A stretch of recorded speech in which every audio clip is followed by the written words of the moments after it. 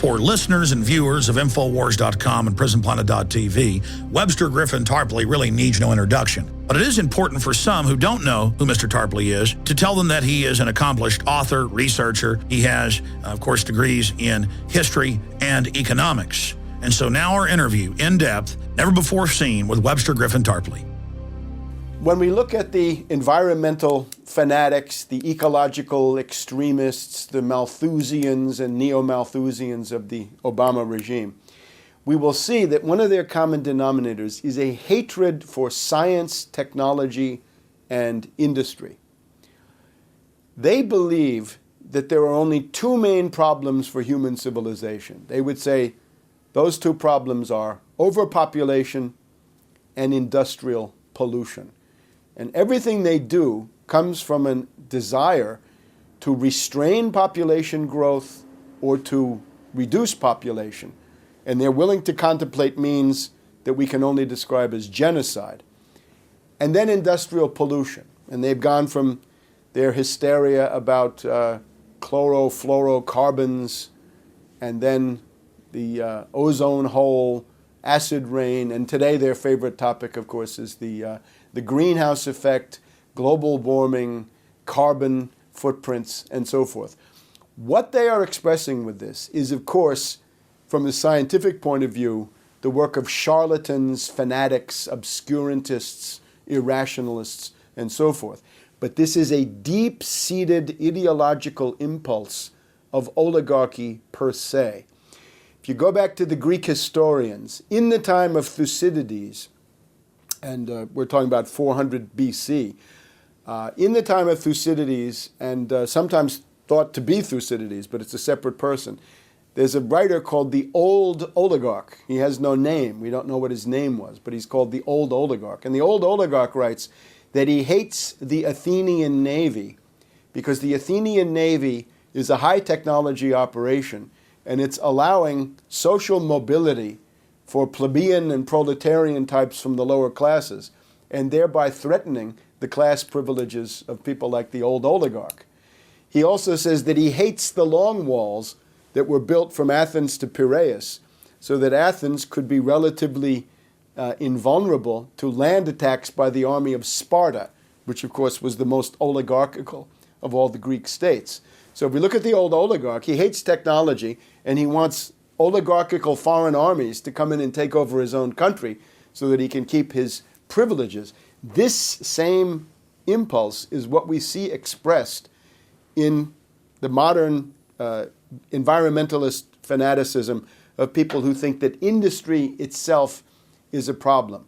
The finance oligarch looks at industry as an object of asset stripping. He wants to get his hands on it so that he can liquidate it and make a bundle of money in the process. The other aspect of what these people believe is that the world is always overpopulated. And this does not depend on the empirical state of the world from any point of view.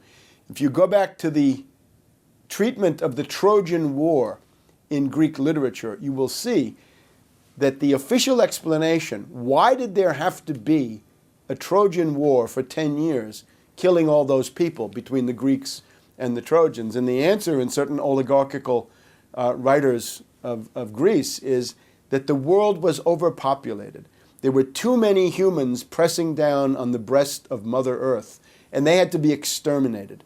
And the Trojan War was the chosen means of doing that. So the prejudices of the oligarchy are timeless.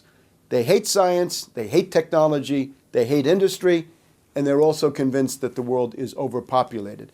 In the 19th century, maybe in the wake of the Krakatoa volcanic eruption, which caused some cloud cover around the world for a couple of years, although it was a purely natural process, you had writers like John Ruskin and a group of proto-fascists and extremists among British academia who came out then with the additional idea that pollution was the principal product of human society. And this was obviously a way to attack industrialism, to blame pollution on industry. This is Ruskin's infamous storm cloud of the 19th century and related things. And since then, The British oligarchy, naturally, is the most extreme expression of these tendencies up to the time of Prince Philip, right, who says that if he could, he would like to be reincarnated as a deadly virus to come back and kill people and solve the problem of global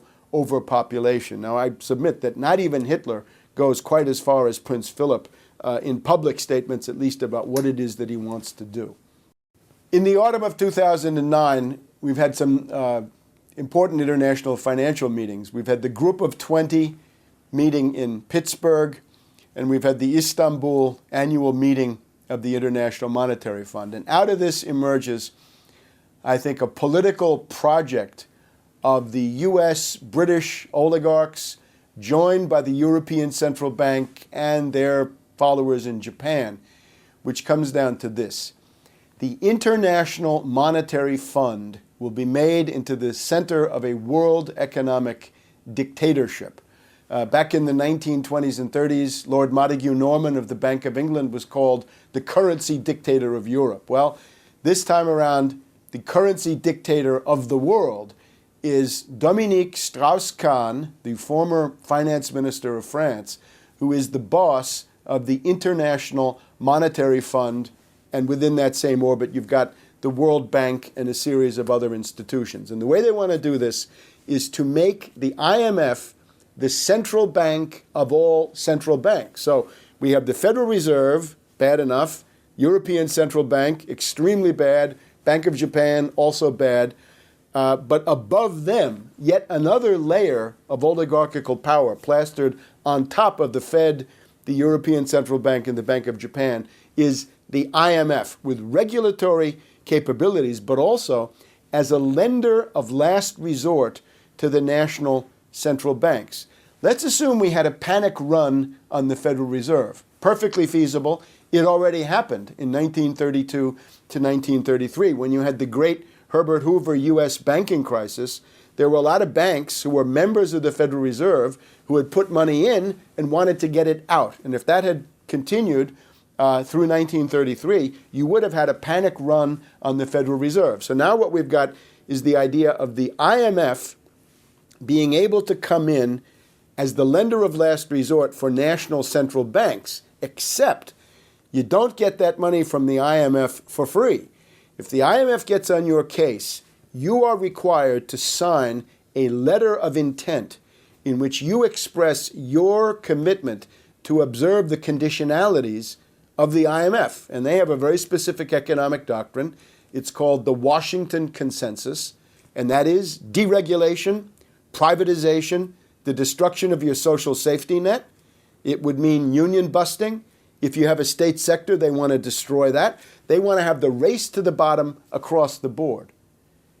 Now, what happens if the U.S. goes bankrupt and has to turn to the IMF for loans? At that point, U.S. sovereignty ceases to exist, and you're going to have Dominique Strauss-Kahn or some similar cosmopolitan finance oligarch sitting in Washington, because here's where the IMF is, but imposing a worldwide financial dictatorship on the U.S. with, of course, the British having the inside track to the kind of stuff that gets done. It's ironic because the money that the IMF uses comes from the member states. Most people are not aware that among its many crimes, and this is one of the worst crimes, the Obama regime has transferred 100 billion US dollars to the International Monetary Fund. At the same time that California was collapsing, Illinois was going to hell, New York was facing bankruptcy, and communities across the nation were experiencing tremendous hardships. Obama finds $100 billion for the IMF. Now, what do they do with that? The currency for the New World Finance Dictatorship is already there. It's special drawing rights, SDRs. This is something that emerged after the collapse of the Bretton Woods system, after Nixon destroyed Bretton Woods with British assistance in August 15th, 1971. They created special drawing rights. They called it paper gold. Of course, it's not gold. At the beginning, it was a basket of currencies. That has evolved. It's a purely paper creation. You can go to the website of the International Monetary Fund any day, and you will see all of the currencies of the world expressed as SDRs in terms of special drawing rights. So that's your supranational currency, and the U.S. has already given $100 billion to prop that up. And that's in the program of $1 trillion that has been pledged by the other main financial powers, by the Japanese, the Europeans, and others. So they're hoping to stock up on $1 trillion total in various currencies and use that as reserves to back up the special drawing rights. Now, there's nothing worse than this. The mentality of this IMF is called the Washington Consensus. They have no success stories to point to. They always fail. They always increase poverty, increase economic backwardness, shut down industries, increase unemployment, and so on down the line. From Bolivia to Poland to Russia in the 1990s. IMF shock therapy is widely regarded as economic death. Argentina, a couple of years ago, owed the IMF $10 billion, and they realized the only way to get their economy in order was to get out from under the IMF, get the IMF out of their country, off their case. So President Kirchner of Argentina borrowed $10 billion from Chavez of Venezuela to pay off the IMF and get them out. Countries are generally much better off borrowing from another country, from a peer, rather than borrowing from this overreaching, overarching, supranational, dictatorial empire that comes in and tells you what to do. This has gone so far that the Washington Consensus is being widely rejected. Nobody wants to go under this. There's now the Beijing Consensus. And the Beijing Consensus goes like this. First of all, don't interfere in the internal affairs of sovereign states. And we want that for ourselves. We better give it to others. And the second point is 50-50, everything equal. No overwhelming advantage for one side or the other. So the special drawing rights is what is happening. There are other hypothetical options, fallback options, back burner options, regional currencies and things like this. But what is actually going on in the world, and what you've given $100 billion for, is special drawing rights, SDRs. We're in a dollar crisis, and there's no doubt that we're in a dollar crisis. It is impossible now for the US dollar to remain the single world reserve currency. The US dollar cannot do that anymore. The problem is, if you look at the other candidates, the euro and the yen, we see that they are less able to be the sole unique world reserve currency. And the worst of all possible worlds is a synthetic supranational currency like the special drawing rights. If we go back to 1944 at Bretton Woods, Lord Keynes, a very evil British imperialist with left cover, came to Bretton Woods in 1944 to try to undermine the dollar and attack the dollar. He proposed something called Bancor. And Bancor is pretty much special drawing rights. It was a synthetic imperialist currency unit that would be used as a world reserve currency.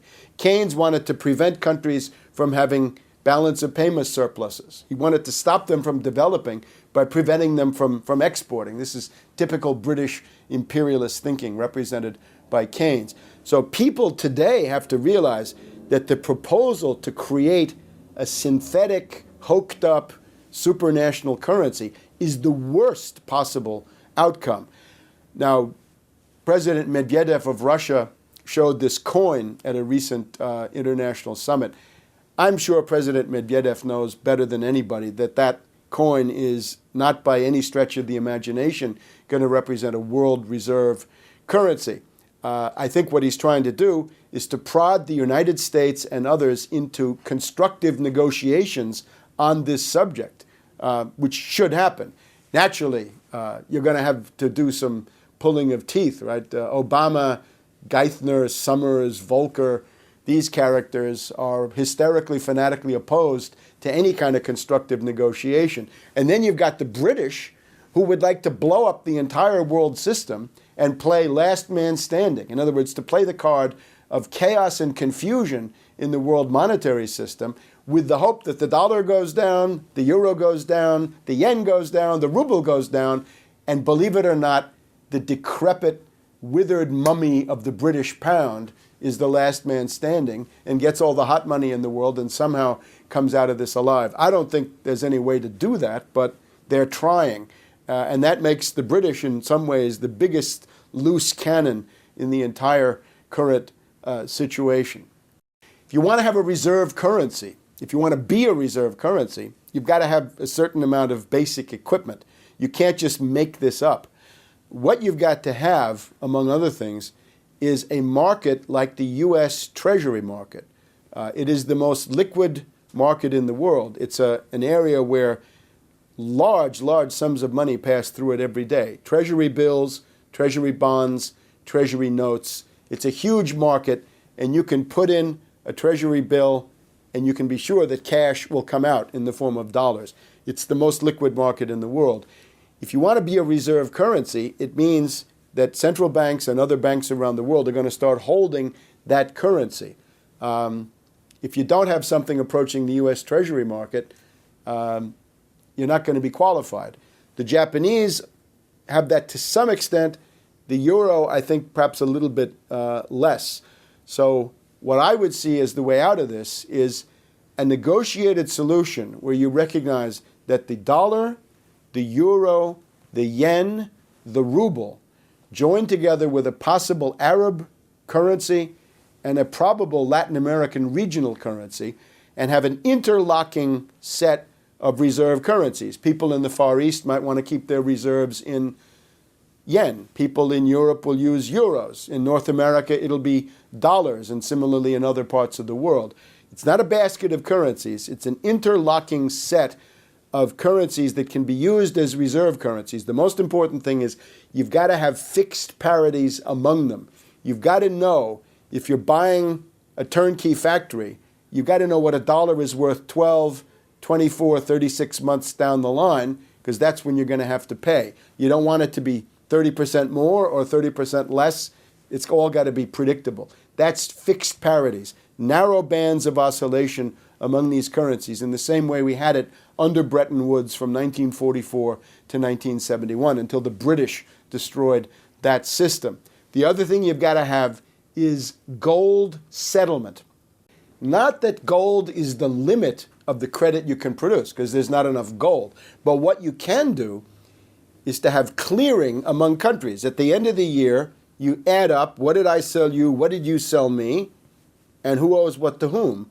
And then, after doing the clearing, you settle that in gold, meaning that gold comes on the scene as an indispensable reality principle. So you can't just run balance of payments deficits of $500 billion to $1 trillion the way the U.S. has been doing over the past several decades. The track record of the IMF is the destruction of third world economies. Deindustrialization, deregulation, union busting, privatization, the destruction of a social safety net. That's what they've done any time that a third world country has been forced to turn to the IMF for help. The main thing that they lose, of course, is national sovereignty. You're no longer independent if you're dealing with the IMF. Now, the U.S. has paid a price for those policies, because what the IMF does to third world countries is one of the reasons why U.S. exports have stagnated so much. The U.S. used to have an industrial capability to export things that third world countries needed and would have been glad to buy if they could have had a credit facility to do it. So the IMF comes in and says, hey, you third world countries, we're going to drive you into poverty, and we're going to make sure that you pay your debts. But this also means that the demand for U.S. industrial exports was never there. So that's one of the structural features of the post-World War II economy. Other countries have had to go to the IMF. The French had to go to the IMF in the 1950s. During the 1970s, you had Italy going to the IMF. Tremendous humiliation. The British had to go to the IMF in the mid-70s. And every time you go to the IMF, you sign one of those poisoned letters of conditionalities, and you submit to the Washington Consensus, free market, and it destroys your economy.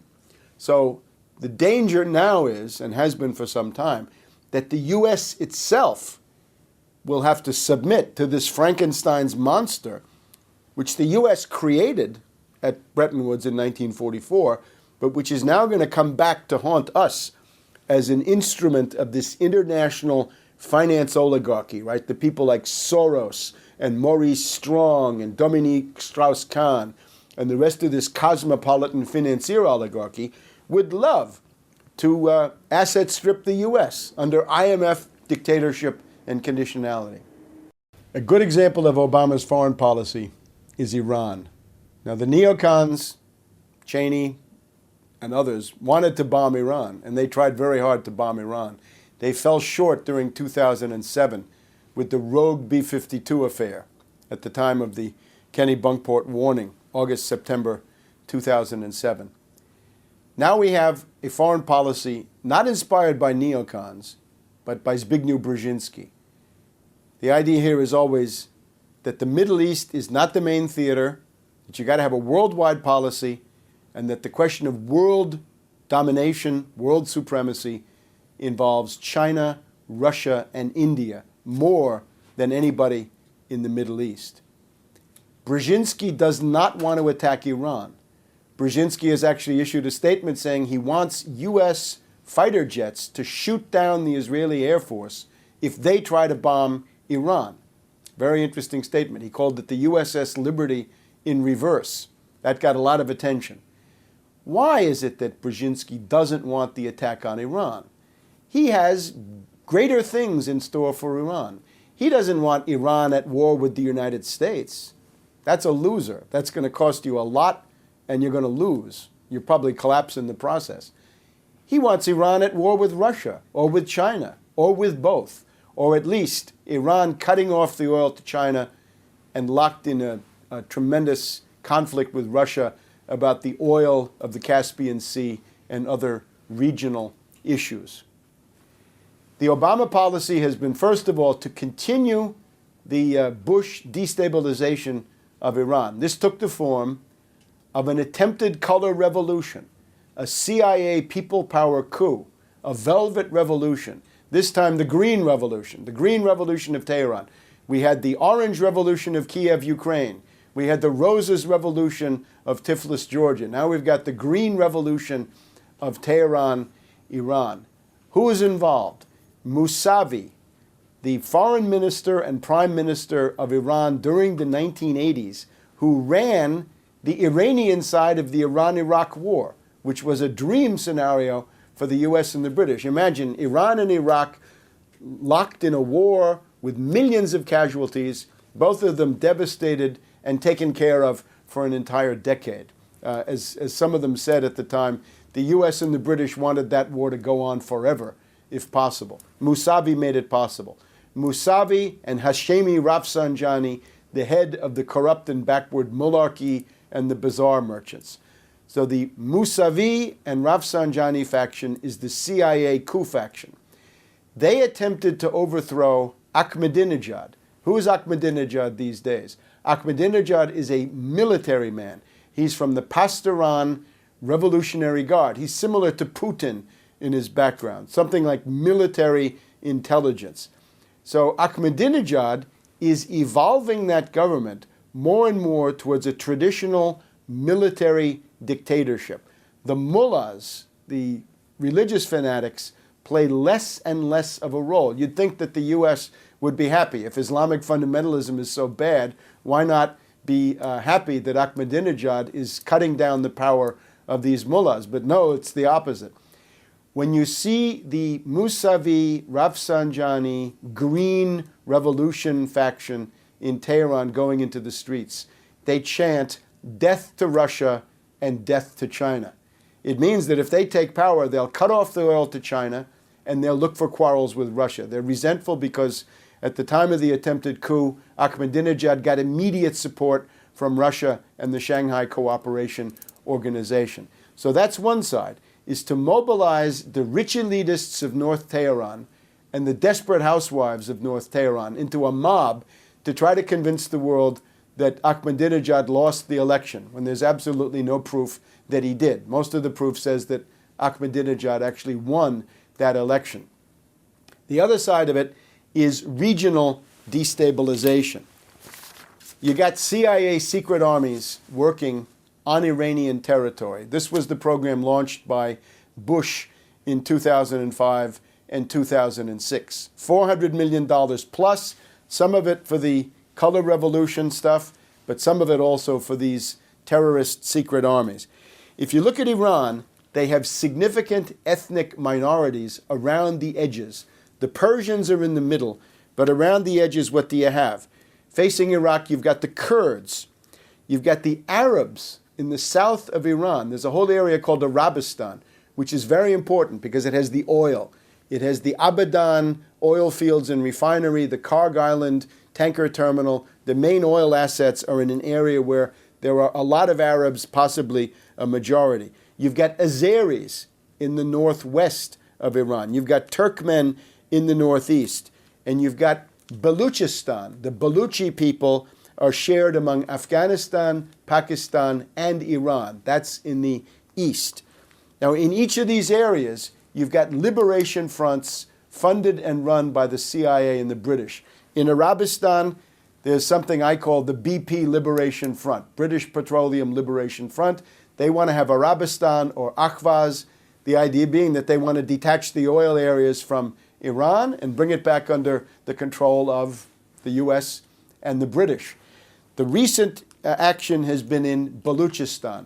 A large bombing, suicide bombing, set off at a gathering of officials attended by top commanders of the Pastaran Revolutionary Guards of Iran. 30 to 60 people killed, the ground commander of the Pastaran nationwide killed, and the provincial commander of the same Revolutionary Guards also killed. This is claimed by an organization called Jundullah. Now, Jundullah is almost officially a branch of the CIA. It is a part of the CIA secret budget. We had the London Daily Telegraph in 2005 and 2007 reporting that Jundullah is on the US payroll. They had a State Department official who was named and a CIA official who was not named, saying the US runs Jundullah. Brian Ross of ABC News on television in 2007 says the US runs and pays for Jundullah. And you've also got Seymour Hersh in his famous series of articles in the New Yorker quoting Robert Baer of the CIA saying that Jundullah is an arm of the US intelligence community. So the Iranians are being subjected to terror attacks on the part of the Kurds, this Arabistan group, the Baluchistan group, and others coming up, Azeris and Turkmen not far behind. The goal, of course, being to destroy the nation states of the Middle East and indeed worldwide. The Brzezinski policy, microstates and mini-states, not one Iran, but 4 or 5. A landlocked, oil-free Iranistan in the middle, Kurds, Azeris, Arabs, Turkmen, and Baluchis around the edges seceding. Iraq cut into 3 parts, Kurds, Shiites, and Sunnis. Pakistan, the same story.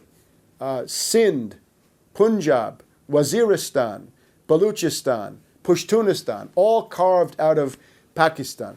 One of the main targets is also Pakistan. Baluchistan, on the Pakistan side, would include the strategic port of Gwadar. Gwadar is a port in southwest Pakistan today. It just so happens that 40% of the oil tankers in the world sail by the port of Gwadar. One very obvious thing would be to build a tanker terminal at Gwadar and then build a pipeline up across the Pakistan energy corridor and into China, over the Himalayas, above Kashmir.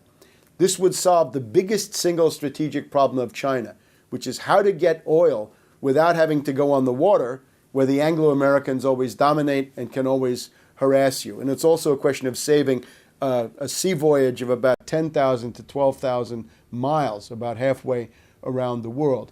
If you had an oil pipeline from Iran across the Pakistan energy corridor and into China, that would be an even better solution. And these things can be put together.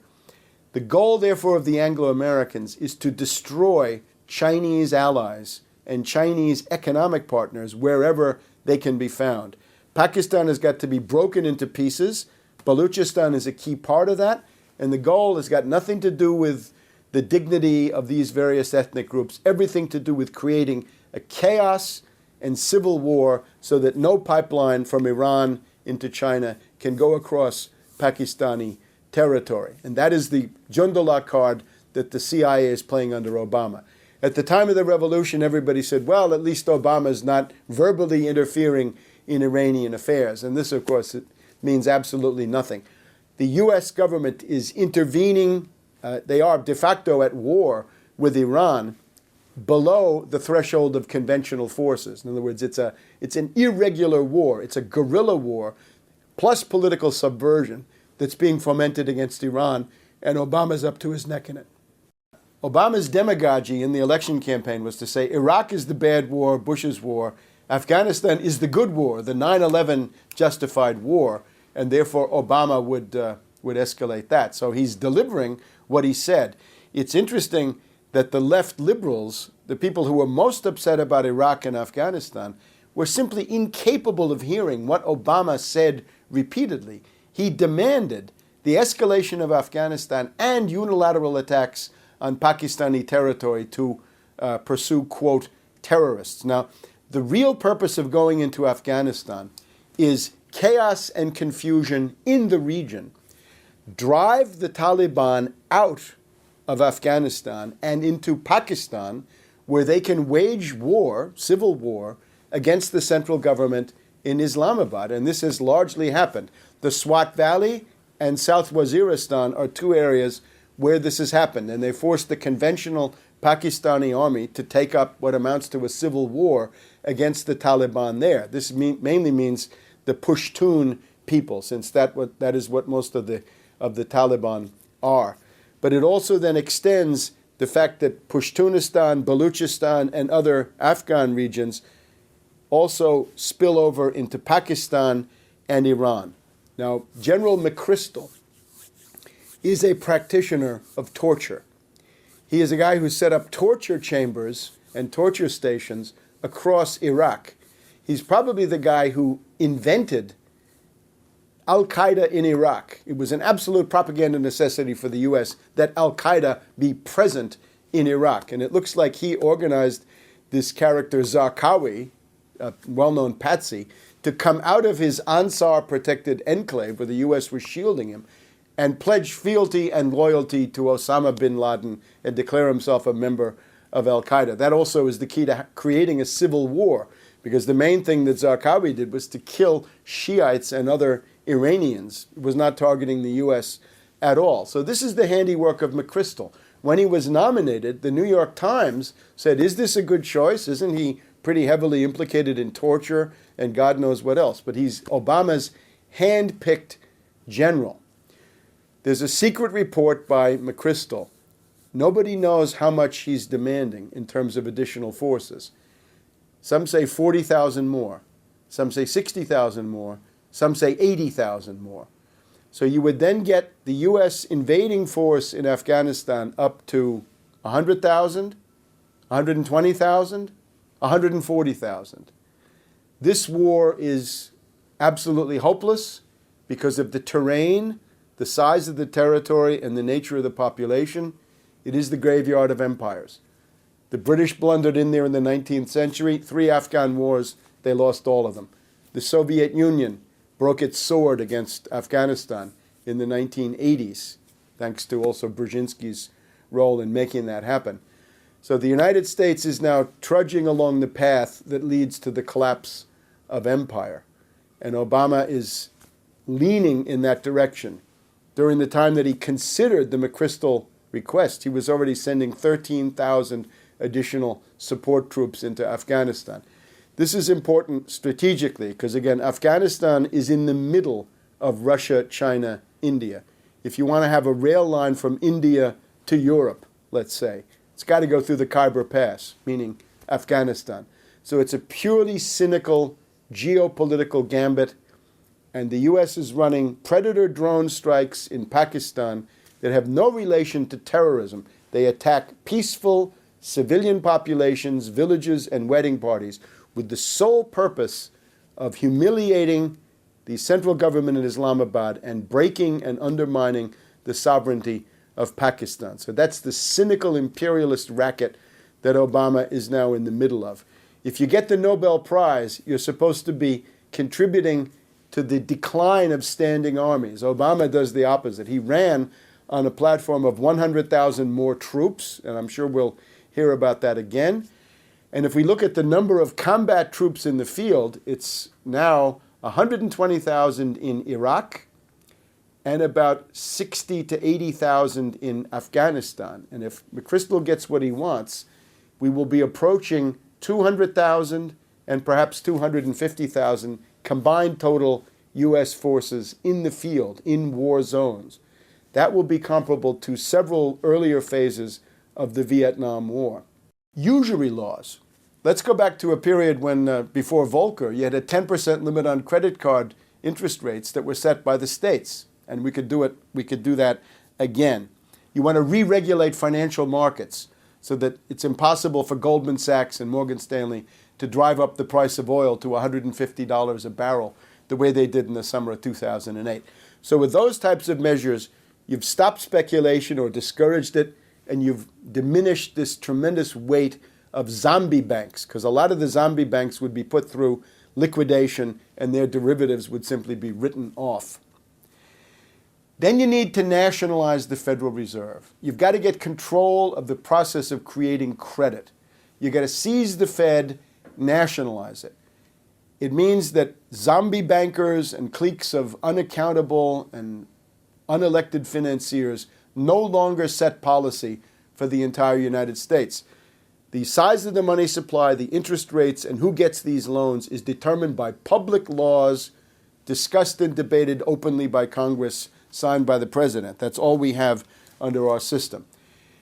Once you have a National Bank of the United States, you start issuing tranches of credit, $1 trillion at a time. The only trick you have to do is make sure it goes only for production, for farming, for manufacturing, industry, construction, mining, forestry, scientific research, retail sales, yes, got to get the goods to market. You've also got to put money into transportation, be it rail, freight, and things like this. If you make sure that it only goes into production, there is no inflation. As a matter of fact, commodities tend to get cheaper. The goal of this is to create 30 million productive jobs. Right now, the U.S. unemployment rate is officially 15 million. The best guess is that in reality, we would need 30 million productive jobs to approach full employment. So if you come forward, if you're an industrialist, if you want to take Detroit auto plants and get them going again, reconvert them and rehire the workers and manufacture something that people need, you get 0%.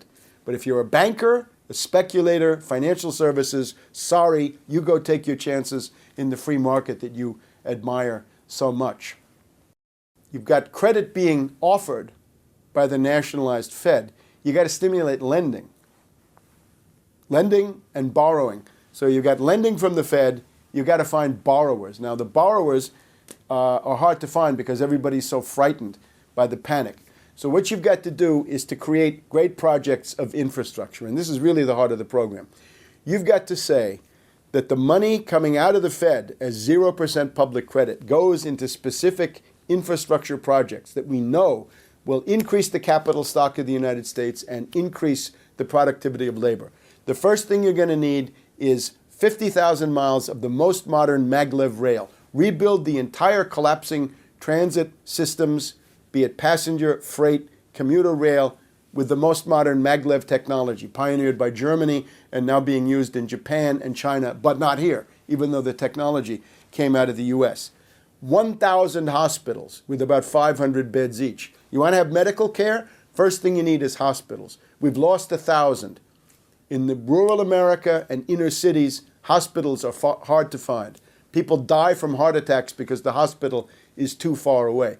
Build 1,000 of the most modern hospitals, and you will get up to what was considered the minimum rate in the Hill-Burton law of 1946. It said we should aim at 4.5 hospital beds per 1,000 population. Right now we're at 3.2, so we ought to build those hospital beds.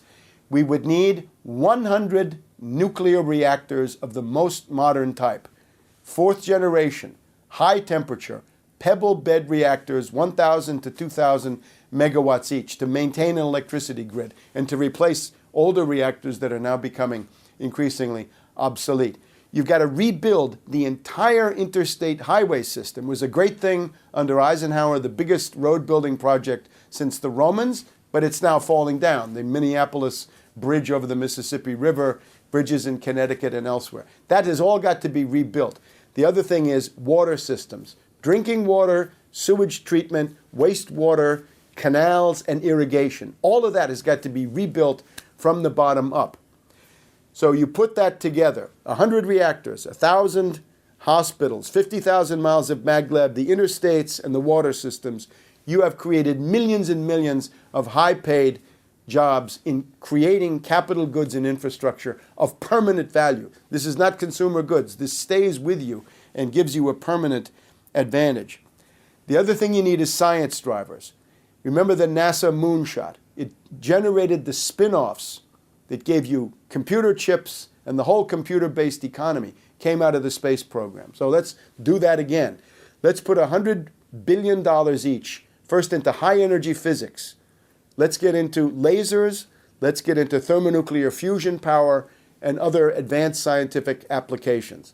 Second one is Moon, Mars exploration, colonization on a permanent basis, and industrial production. Do all this, obviously, together with other interested countries. But let's begin to go into space on a permanent basis and use that for economic benefits. The third one is biomedical research. You're talking about healthcare. The only way you can save costs and spend less money in healthcare, other than genocide, is to find cures. You want to save money on cancer? Don't deny people treatment. Find a cure. Cure it. Diabetes, heart disease, and all the other dread diseases can find cures. So begin to put money into that, and obviously make that an international program too. The fourth point is, while you're doing all this, you got to keep people alive. So you got to maintain your social safety net. Full funding at enhanced levels for Social Security, Medicare, Medicaid, unemployment benefits, food stamps, minimum wage, and all the rest. And you've got to think about healthcare in particular. Obama is interested in looting healthcare. The worst thing that Obama wants to do, in my view, is to cut $500 billion out of Medicare. And you've got to stop that. The only way you can save money is to find cures. The fifth point is world trade. The way out of a depression has to do with stimulating world trade and building it up. Right now, world trade is 1/3 below the level of 2008. So in the depression so far, we're down 33%, and that seems to be headed downwards again. So you've got to have an international monetary approach to this, set up a system with fixed parities, gold settlement, the yen, the euro, the dollar, the ruble, the Arabs, the Latin Americans. But the goal of this is not currency stability or anything to do with monetarism per se. It's to start high technology capital goods exports from those Detroit auto plants that you've reconverted and other facilities in the U.S. Start exporting hospitals. Build 1,000 hospitals for China. Build 1,000 hospitals for Russia. Then look at the great projects of world infrastructure that remain undone. Look at the Bering Strait Bridge Tunnel. Look at the one for Gibraltar, for the Straits of Sicily. Connect Japan to the Asian mainland. Do the Congo-Nile equivalent to the Tennessee Valley Authority. Do the same thing for the Amazon, the Orinoco, and the Rio de la Plata. Do it for the Ganges, Brahmaputra in Asia, and the Mekong as well. In other words, get the great projects of world infrastructure that have been on the drawing boards now for decades and do them. That means a Cape to Cairo, Dakar to Djibouti, maglev.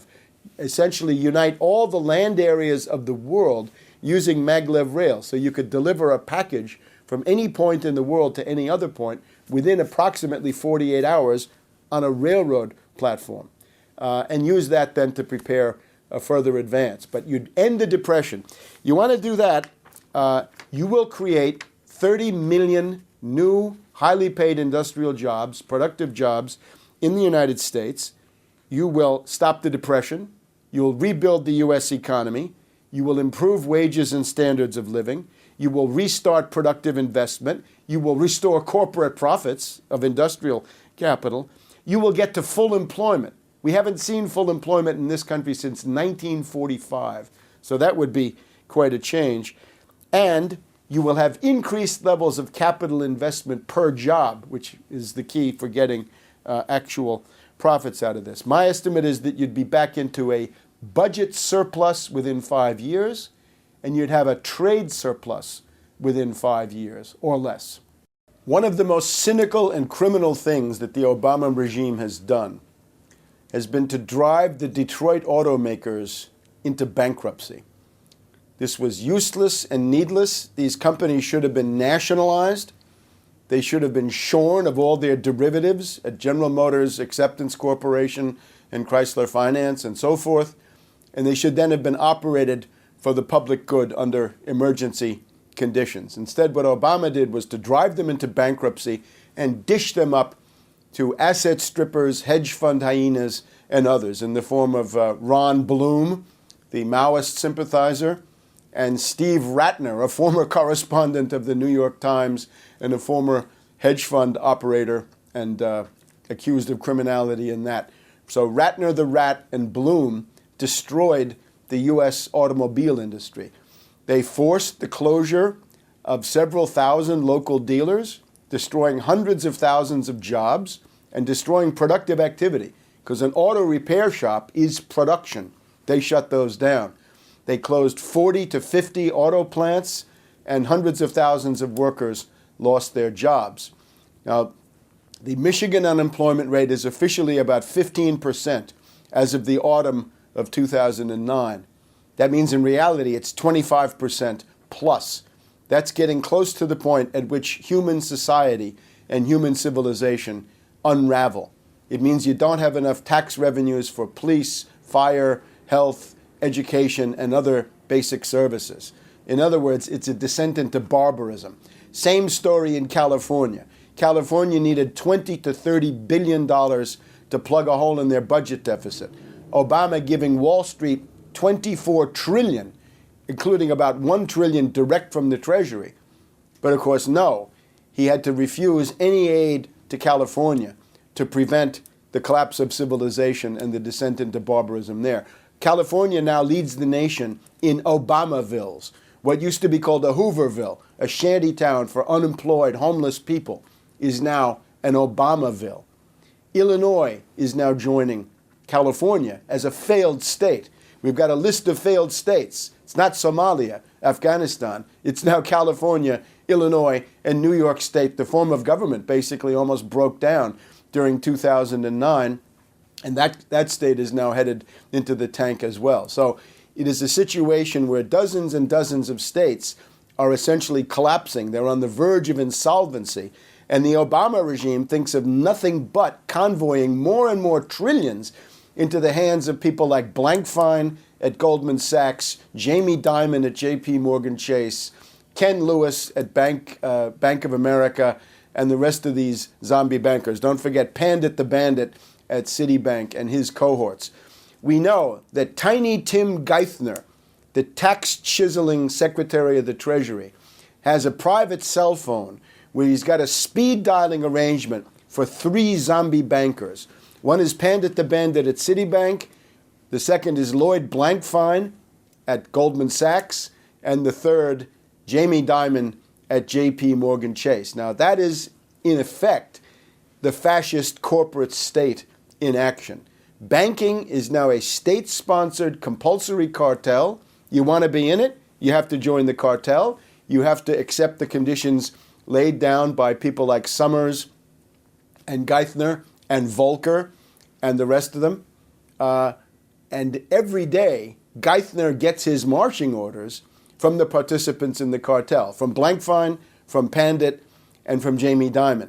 So this is a regime where the Secretary of the Treasury is told what to do by 3 zombie bankers who would have been gone. They would have been probably in jail, but certainly in bankruptcy, if they had not been bailed out with tens and tens of billions of dollars of public money. So that's the fascist corporate state. That is what Obama represents. The main point about Detroit is you look at those factories, right? You can still see Henry Ford's River Rouge plant. You can see the various plants of the big three automakers which have absorbed other companies over the years. Those factories could lift the world, and now they're closing down. Why should we have an empty auto plant and unemployed auto workers when people around the world and in this country need the products that could come out of those factories? Why don't we nationalize the Federal Reserve and get those auto workers back to work reconverting auto plants to build things like tractors for African farmers? We could build high-speed rail, maglev rail, for urban mass transit and passenger rail, freight rail here in the United States. You could build aerospace equipment. You could build nuclear reactors. You could build modular housing. You could build modular components for factory buildings, modular hospitals that you could plunk down in rural Russia and rural China. The only missing ingredient is credit. You go to Bernanke and say, Ben, I need a loan from the Federal Reserve to reconvert the Detroit automakers. And Ben says no. He says, we have 0% credit, but only if you're a bank. Not if you want to produce, only if you're a parasite. Only if you want insurance, derivatives, credit cards, and the rest of it. But if you want to actually create a tangible physical product, a manufactured commodity, we have no time for you. You look at the history of the automobile industry. They were producing autos into 1941. When Roosevelt's Lend-Lease began to kick in, it began to convert from manufacturing cars for a still somewhat depressed domestic market to manufacturing war material, defense goods, first for the British until the middle of 1941, and then also for the Soviets after the middle of 1941. So you can go from building cars in 1940-41 to building B-17s and B-29s. Now that essentially means you can reconvert those factories to do literally anything. The only missing ingredient is credit and political will. And you better get those tool and die people, those productive auto workers back in before they get too old, because you got to train a new generation. Once those abilities are lost, they're lost. So use them or lose them. After 1945, the UAW with Walter Reuther proposed a series of reconversions to convert out of war production into other things, to promote locomotives, mass transit, and to promote other kinds of diversified production from Detroit. The very narrow-minded management of the Detroit automobile industry rejected those things. And then we get into the area of really incompetent managers like Roger Smith and so forth. Just remember, though, that the really incompetent people in Detroit are all tools of Wall Street. They're all people who have been imposed by the Wall Street financiers who own the stocks of these companies. So the great task today is to realize that if you don't have industrial production, you're going to become ethnographic material. If you don't have factories that produce capital goods and high value added, high capital intensity products that you can export, you're going to become the object of study for Chinese anthropologists who are going to come over and look at this strange civilization where people think that derivatives have value and hedge funds have value, but Detroit auto plants and other kinds of productive plant and equipment have no value. So you can either learn Chinese so that you can talk to the anthropologists who are going to come and study this queer, exotic form of life that we have here in North America, or you can gear up production and get back to the path of measures that have worked well in the past and will work even better in the future. The basic rule of politics is that if you're not fighting bankers and financiers, you're spinning your wheels. You're being used by somebody. You're being duped. You may be cutting your own throat. So just remember, Wall Street is the enemy. Wall Street has always been the enemy. Breaking the power of Wall Street, cutting them down to size, reducing this dictatorial hold of Wall Street over the federal government, that's the project. Government in itself is a battlefield. It's where the population confronts, or should confront, inordinate Wall Street power. The substance of politics is a fight against finance capital. For Republicans, there's something that you can do too. The Republican Party had positive features when it considered itself the party of heavy industry. Modern industrial production found its expression in the Republican Party. If we had a Republican Party today that came on the scene as the party of heavy industry, we would be much better off. Instead, the Republican Party, and this is one of the reasons why it's so grotesquely distorted, the Republican Party comes on the scene as a party of sweatshops, of low-wage, union-busting employers, largely concentrated in the southern states, with the main idea of driving down wages, driving down benefits. Cheap labor means low profits. The success of the United States was as a high-wage economy. You try to turn the U.S. into a low-wage economy, that's a recipe for ruin. We need to have a high-wage economy, and the Republican Party should learn from even somebody like Henry Ford, who knew that if you don't pay the automobile workers a living wage, they can't buy your products. It's just that simple. So instead of being the party of low-wage sweatshops across the country, the Republican Party ought to reform themselves and fight for what we have to call industrial capital. Industrial capitalism works. That's what the U.S. has functioned on, and that's what has gotten us successes. Finance capital does not work. And what we have today is a situation where the finance capitalists run the government, they own Obama, they dictate the policies, and finance capital is in the process of crushing industrial capital, see the demise of the auto industry, and also crushing commercial capital. We have CIT. This is a bank which provides credit so you can get goods from factories into retail stores in time for the holidays every year. And this is about to go bankrupt. And Geithner and Bernanke are watching CIT go bankrupt and saying, we don't care about that, that's not systemic. Well, that's just several 100,000 jobs. We have an economy in the United States today which is 2/3 consumer spending. Now, that's way too much. We ought to rebuild our economy so we had much more of it in the area of capital goods and industrial production. But once you're in a situation where 2/3 of your economy is retail sales and consumer spending, you damn well better keep that going, because if you let that crash, then you got nothing left to keep people going and keep people eating. So we're in the middle of a general shipwreck, a general breakdown crisis, a